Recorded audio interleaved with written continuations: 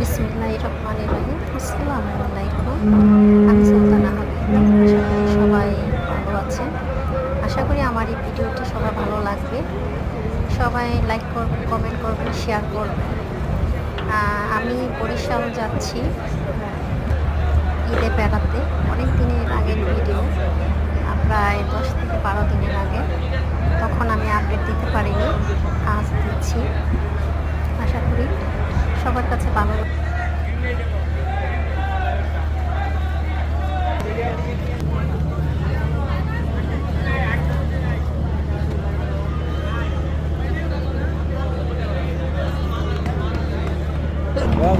Bike चलाया है লাগবে।